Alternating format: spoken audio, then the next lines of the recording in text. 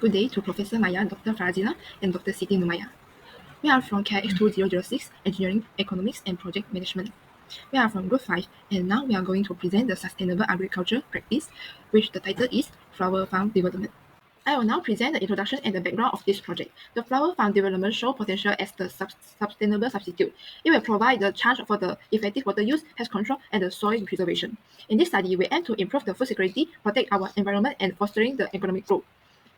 For information, the Malaysia floriculture has developed into important industry and it become more popular. This is because the environmental impact is reduced and at the same time, the quality and the marketability of the flower is improved.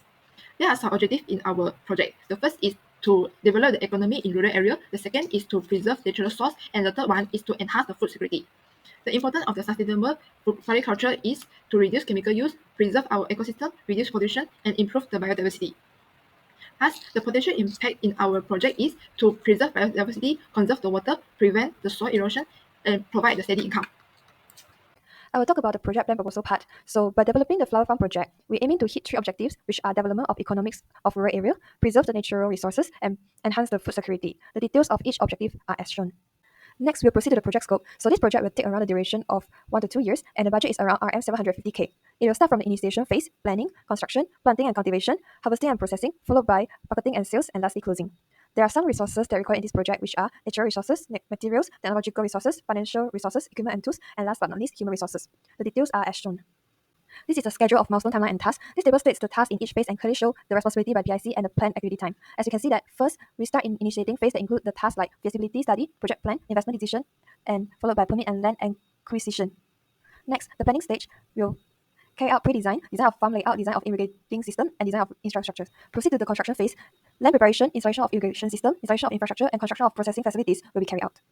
Continue to the next phase, planting and cultivation. Seed procurement, workers training, establish crop management, and planting will be carried out, and followed by harvesting and processing phases.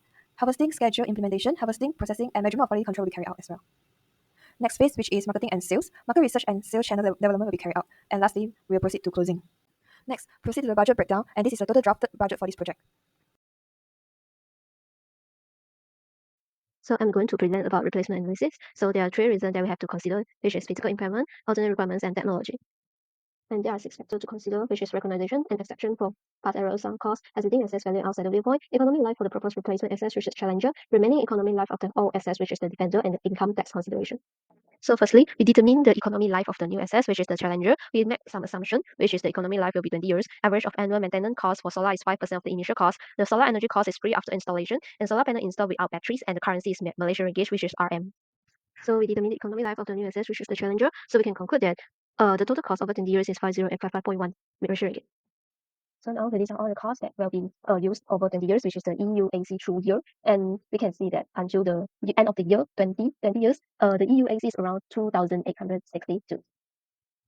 And next, we determine the economic life of a defender, which is the traditional irrigation system. So we may also make some assumption, which is the economic life will be 20 years. Average of annual maintenance cost is 10% of the initial cost. So the annual fuel cost will be 4,600. And the solar panel installed without batteries, and the currency is Malaysian ringgit also. So same as the challenger, we list out all the categories and capital investment that had needed. So over the 20 years, we get the total of the cost is 125,336.2 Malaysian ringgit. And next up, same as the challenger, we also determine the EUAC through year 20. So we can see that the EUAC at 20 year is 6,301. So next, we do a table to compare the result of the useful life of challenger and defender. So we can see at the 20th year, the challenger UAC at 10% is around 2,862, and for the defender is around 6,311. So yeah, we can see that the challenger UAC is lower than the defender UAC. So for the traditional irrigation system, it equals substantially higher ongoing expenses, primarily driven by fuel cost and maintenance, and the total cost of ownership of the traditional system increased steadily over the year due to these recurring expenses, resulting in a higher equivalent uniform annual cost, which is EUAC, over the 20-year period. So for the solar power integration system, it presents a complying alternative with higher upfront costs but negligible operating expenses after installation. So the EUAC of this system remains relatively stable, reflecting the consistency of cost over time and the absence of the significant fluctuation in the operation expenses. In conclusion, by investing in solar technology, flower farms in Malaysia can not only improve their economic efficiency, but also contributing to environmental conservation and long-term resilience in the face of rising energy costs and climate change.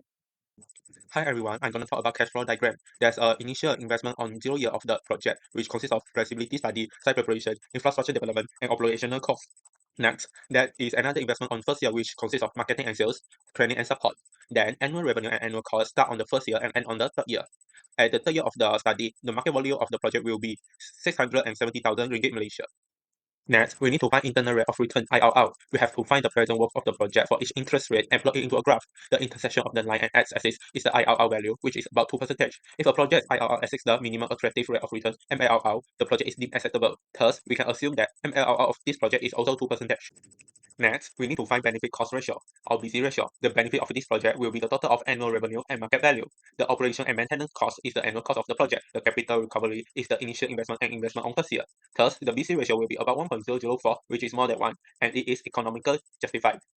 Next, by using this formula, we can find that the benefit of this project that can be tolerated annually is 275 ringgit Malaysia. It ensures that the BC ratio of the project is still can exceed 1. Hi, my name is Charlie, and now I'm going to talk about the risk management of this project. For the first step, which is risk identification. A risk breakdown structure (RBS) for farm development breaks down into 5 key branches, which are environmental risk, economic risk, operational risk, social risk, and regulatory risk. Moving on to the second step of risk management, which is risk assessment. We have used failure mode and effect analysis (FMEA) to determine the risk value. Risk value is calculated using the formula below, which is impact multiplied by probability multiplied by detection. Next, moving on to risk severity matrix. The risk severity matrix provides a basic for prioritizing which risk to address. The third step for risk management is risk response development. It contains of 4 main components, which are mitigating risk, avoiding risk, transferring risk, and retaining risk.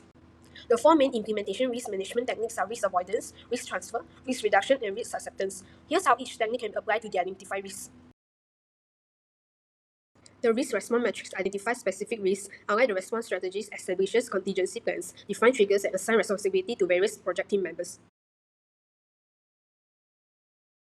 The project has set aside 10% of the total budget for contingency funding to cover unexpected costs associated with specific and unforeseen risks. Next, time buffers help accommodate delays and uncertainty in various activities of the Sustainable Flower Farm project. This table outlines the time buffer for different types of activity. Moving to the last step of risk management, which is risk response control. By integrating these practices into the risk response control framework, the Sustainable Flower Farm project can effectively manage and mitigate risks, ensuring smooth progress and the achievement of its objective. Now, let's dive into the resources allocation plan for our Sustainable Flower Farm project.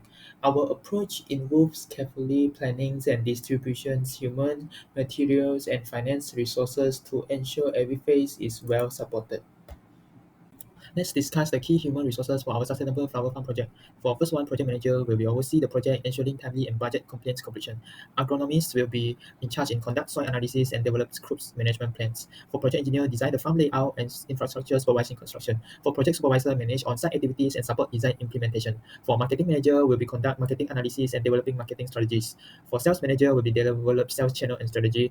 And training coordinator will be implement training program for workers, as well as the project administrator will be support documentation and stakeholder engagement. Now, let's discuss the material resources for our Sustainable Flower Farm project. In phase 1, we use soil and climax analysis kits and survey equipment. Phase 2 requires design software like AutoCAD and planning materials. For phase 3, we need clearing equipment and soil enrichment material. Phase 4 involves construction material, irrigation components, greenhouse material, and fencing supplies. Phase 5 includes seeds, fertilizer, motion materials, and planting tools. In phase 6, we need harvesting tools, process equipment, transport vehicles, as well as cold storage unit. Finally, phase 7 requires promotion materials, packaging, IT equipment, and display stands. General supplies like safety gears and office materials are essential throughout the project. These materials ensure we have the right tools at each stage for the successful project. Next, let's discuss the financial resources required for our Sustainable Flower Farm project.